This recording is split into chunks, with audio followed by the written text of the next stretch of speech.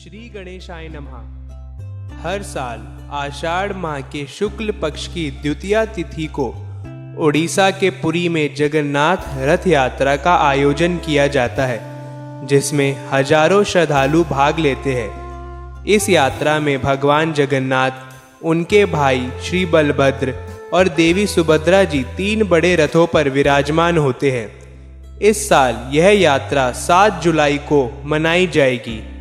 अब हम वह 3 पौराणिक कथा सुनते हैं, जिसके कारण श्री जगन्नाथ जी की रथ यात्रा हर वर्ष मनाई जाती है। तो सबसे पहले हम पहली कथा से शुरुआत करते हैं।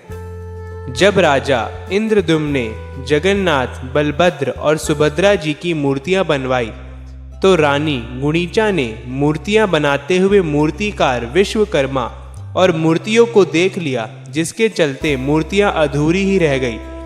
तब आकाशवाणी हुई कि भगवान इसी रूप में स्थापित होना चाहते हैं। इसके बाद राजा ने इन्हीं अधूरी मूर्तियों को मंदिर में स्थापित कर दिया। उस वक्त भी आकाशवाणी हुई कि भगवान जगन्नाथ साल में एक बार अपनी जन्मभूमि मथुरा जरूर आएंगे। स्कंद पुराण के उत्कल खंड के अनुसार राजा इंद्रद्युम्न ने आषाढ़ शुक्ल द्वितीया के दिन प्रभु के उनकी जन्मभूमि जाने की व्यवस्था की। तभी से यह परंपरा रथ यात्रा के रूप में चली आ रही है। अब हम दूसरी कथा सुनते हैं। एक दूसरी कथा भी, जिसके अनुसार सुभद्रा जी के द्वारिका दर्शन की इच्छा पूरी करने के लिए श्री कृष्ण जी और बलराम जी ने अलग अलग रथों में बैठकर यात्रा की थी। सुभद्रा जी की नगर यात्रा की स्मृति में ही यह रथ यात्रा पुरी में हर साल होती है। इस रथ यात्रा के बारे में स्कंद पुराण, नारद पुराण, पद्म पुराण और ब्रह्म पुराण में भी बताया गया है। अब हम तीसरी कथा श्रवण करते हैं। एक बार राधा रानी कुरुक्षेत्र में श्री कृष्ण से मिलने पहुंची और वहां उन्होंने श्री कृष्ण से वृंदावन आने का निवेदन किया।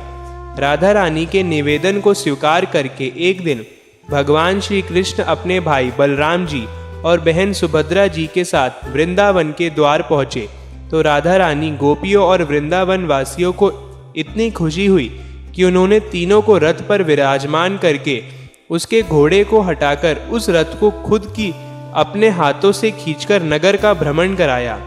इसके अलावा वृंदावन वासियों ने जग के नाथ अर्थात उन्हें जगन्नाथ कहकर उनकी जय जयकार की। तभी यह परंपरा वृंदावन के अलावा जगन्नाथ में भी प्रारंभ हो गई। तो यह थी जगन्नाथ रथ यात्रा से संबंधित 3 पौराणिक कथाएं।